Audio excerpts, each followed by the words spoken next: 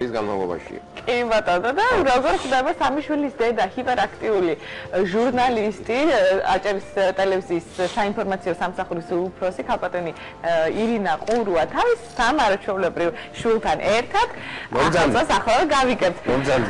ანასტასია, ალექსანდრე და ანდრეა გოგოლიშვილები დილა მშვიდობისა მოგესალმებით. გილოცავთ შემდეგ ახალწელს ბავშვებო. მოდით ახლა ჩვენთან დაიწყებთ აქ. როგორ ახართ წინა საახალწლო ძალიან განწყობა არის. ჩვენთან არის ბავშვებო, თქვენ როგორ ხვდებით ახალწელს? გიხარიათ ახალი წლის მოსვლა? დიახ. როგორ ემზადებით? ნაცისხოვენ გააცნდა დაველოდო. მართლა? ვა, წერილი მიწერე? კი. რა დაუწერე? თოლის ბაბუა გამარჯობა. მე საჩუქრად მინდა ბომბა აკეტა. ორიგინალური სული. ერე კიდე დროდის დაწერეს.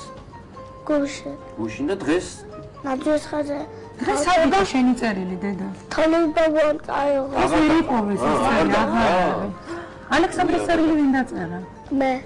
აბა რა სურვილი ქონდა ალექსანდრე? შე რა გინდა რომ მოგიტანას თავის? ზოროს ნიხაბი.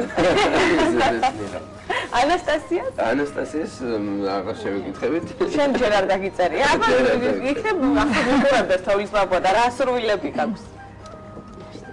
ძალიან ბევრი სურვილია. ანასტასია ისეთ ასაკია რომ რა გვინდა? ამასაწეპელები უნდა გოგოების. ირინა მოგეს ძალიან რთული ალბათ არ იქნება, რადგან ალბათ შეგვებული ხარ იმ ამ ყველაფერს რთულიც არის, სასიამოვნოც არის. დამღერის ალბათ ხო, ძალიან აქტიური ჟურნალისტი ხარ. თან სამი არაჩვეულებრივი ადამიანი ამ ყველაფერს სჭირდება ალბათ დროის სწორად გადაჭრა. ახალი წლის დღეებში მწვავედ განვიცდით ხოლმე დღეს დროის დეფიციტს, იმიტომ რომ როგორც წესი ბავშვები მიემგზავრებიან სოფელში. და იქ ხვდებიან ახალწელს, თოვლის პაპას, დებოს და ბაბუს გარემოცვაში არიან ხოლმე. მაგრამ ანასტასია უკვე აპროტესტებს, უკვე აღარ უნდა სოფელში წასვლა.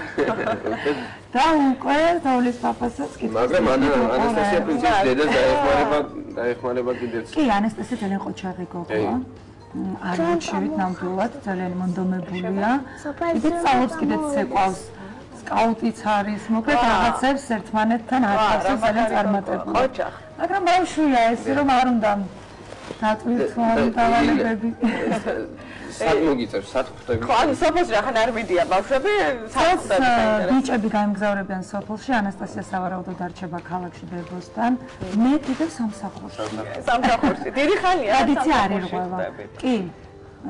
სხვათა შორის ჩვენთან სამწუხაროდ არ არის ეს საახალწლო ფაციფუცი, იმიტომ რომ ჩვენთვის არის ჩვეულებრივი სამუშაო დღე. ჩვენ ვზრუნავთ სხვისგან წყობაზე, ჩვენ ვაწვდით ინფორმაციას მაყურებელს, ვინ როგორ ხვდება. ვინ როგორ ხვდება ახალწელს, ესენი არიან რიგითი ბათუმელები თუ მაღალი თანამდებობის პირები, საჯარო მოხელეები თუ აი ჩვენის თანაოჯახები. ამიტომ უკვე შევეჩვეთ, ეს არის ჩემი ჩვეული რიტმი ცხოვრების და მართალი გითხრათ, ცოტა ვერც წარმომიდგენია ეს მხოლოდ დიასახლისის ამპლუაში, იმიტომ რომ თუმცა ისიც დიდი დეფიციტია და ზოგჯერ მომენატრება ხოლმე, რომ დიასახლისის ამპლუაში თუ გახსოვს. აი მე ახალწელს რა თქმა უნდა. მოვიკოჭლებ, იმიტომ რომ უკვე მე რამდენი ახალი წელია სამსახურში ხვდები და წელსაც რადგანაც ამ სამსახურში ჩემი პირველი ახალი წელი იქნება, რა თქმა უნდა ვიქნები სამსახურში, ვიქნები ჩემი გუნდის გვერდით. მორიგებს არ დავტოვებ და ნახოთ როგორ იქნება სიმბოლური ეს ახალი წელი. ყველაზე ექსტრემალური ან საინტერესო ახალი წელი თუ გახსენდება, რაც თქვა სამსახურს უკავშირდება. რა ვიცი, კი როგორ არა, ნუ თავისთავად ესეთი ჩვენი პროფესიიდან გამომდინარე შეიძლება არ იყოს ახლა აღსანიშნავი, მაგრამ სხვისთვის რა თვალსაჩინოა, როდესაც დედა დიასახლისი არ არის სახლში, როგორც წესი გავაწყობა ამ სუფრას, სანთელი ყველაფერი მე ვკეტავ კარგს და გამოვიდა. და მოვედებით უჩინარ თოვლის პაპას. და მოდი ყოველთვის ხდება ასე, წლის ბოლოს რაღაც შინაგანად მაინც ვაფასებთ ამ განვლილ წელს ან ერთმანეთს მაინც უყვებით ხოლმე, ხო, განვიცილს. როგორ შევაფასებთ ამას? რამდენად რთული წელი იყო, მაგრამ საინტერესო უდავოდ პროფესიული კუთხითაც რთული იყო და ოჯახშიც, იმიტომ რომ ბავშვები იზრდებიან, მოთხოვნილებები ეზრდებათ, ინტერესთა სფერო ფართოვდება, ვეღარ ვატყუებთ უკვე, მაგრამ საინტერესოა. თვითონაც რო იწყებენ შემეცნებას უკვე ცხოვრების და რაღაცებს ხვდებიან, რომ ის არ არის როგორც ზღაპრებში. შემდეგ ცოტა დისკომფორტი ჩნდება. შემდეგ ამას უნდა ძალიან ფრთხილი მიდგომა დედის მხრიდან და გაანალიზება იმისა, რომ ბავშვს არ ქონდეს იმედგაცრუება. ესეც რთულია. ახლა ანდრია ყავს ისეთ ასაკში, როდესაც რაღაცებს აპროტესტებს. ხო, არ მოგწონს ანდრია. დედა გენატრება ხოლმე სამსახურში ვარ. ძალიან ცუდ რეჟიმში ვარ, დილით როცა მომყავს, მაქვს 1 საათიანი ურთიერთობა ბავშვებთან და შემდეგ მე როდესაც სამსახურიდან ვბრუნდები, ამათ ძინავთ უკვე. ძირითადად ძიძასთან არიან და გაიღვეძებენ და მხედავენ, ეს არის ყოველი დილა ზეიმი, იმიტომ რომ დედა არის სახლში. და თუ გვაქვს დასვენების დღე, შეშინებულები 9 ჯერ შემეკითხებენ, დედა არ მიდიხარ? დედა არ გაგვიანდება? ესეთ ის არის. და რამდენად შეეგუა, ანუ ეს პრინციპში არც მცალია, იცი რა არის, ეს არის ჩვენი ჩვეულებრივი რიტმი ცხოვრების, ბავშვებიც უკვე მიეჩვევენ, რა ვიცი, წარმოიდგენია. ხო, ანასტასიას მახსოვს ძალიან უჭირდა პირველად რაც პატარა იყო და ნუ ტელევიზორში მეყურავდა, აგრესიული ხდებოდა და რაღაცებს ესროდა ხოლმე ტელევიზორს, იმიტომ რომ მელაპარაკებოდა და ცხადია მეხულებ პასუხი. აბა რატომ მითხარ, რა მოგწონს? ლაპარაკობდი არაფერს არ მეუბნე. რასა უნებოდი ხოლმე? ენატრებოდა. რასა ლაპარაკებოდი? რაღაცებს ვეკითხებოდი. ძირითადი კითხვა იყო დედა როდის მოხვალ.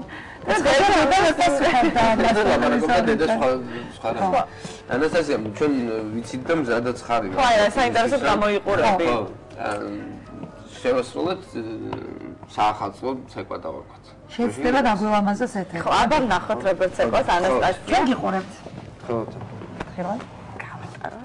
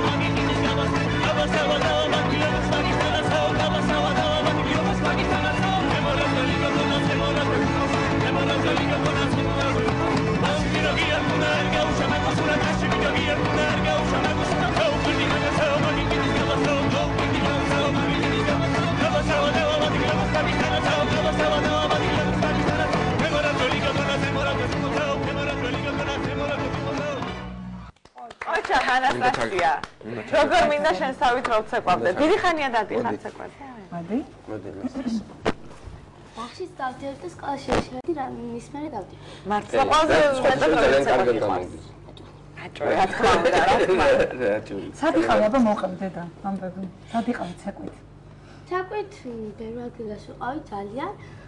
ანტალიაში ვიყავი, თურქეთშიც ვიყავი, თბილისშიც ვიყავი.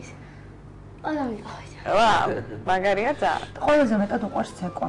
და კურიოს მოყვება არ გამიბრაზდება ანასტასია, როდესაც შევიყვანეთ ცეკვაზე. ძალიან ემოციური ბავშვია და ძალიან ეშინოდა. არაფრით არ შედიოდა გაკვეთილზე, ესე გაწვებოდა იაფეთზე და თიროდა არ მინდა. 1 წლის განმავლობაში ისე შეიცვალა ანასტასია. ცეკვამ ისე შეცვალა და გახსნა. ბევრი კომპლექსი ჰქონდა ბავშვს.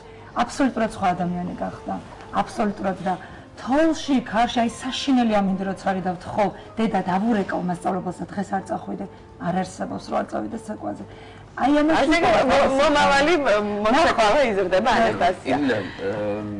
დიდი მადლობა სტუმრობისთვის, პატარებო დიდი მადლობა სტუმრობისთვის. მადლობა ძალიან მოგილოცავთ ახალი წელი და ძალიან ბევრი სიკეთე უნდა გისურვოთ. ძალიან ბევრი სიკეთე. მეც გილოცავთ, მინდა კიდევ უფრო წარმატებული იყოთ და ვიყოთ, ჩვენ ახლა ერთი გუნდი ვართ. მინდა ჩვენი აუდიტორია გაიზარდოს, ძალიან მრავალფეროვანი საინტერესო გადაცემები გქონდეს და ამ წლის განსაკუთრებული იმედი მაქვს, იმიტომ რომ წლის მეორე დეკადაში სიურპრიზებია მოსალოდნელიო და ახლა ჩვენთვის პროფესიული კუთხით ამაზე კარგი სიურპრიზი რა იქნება, როცა ჩვენი რეიტინგი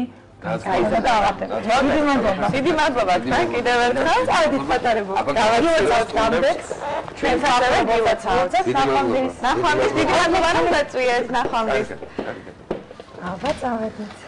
თხილად. აბა კარგად. ჩამოდი დედიკო. ესეც ასე პირველი სტუმრები გავაცილეთ დღეისთვის.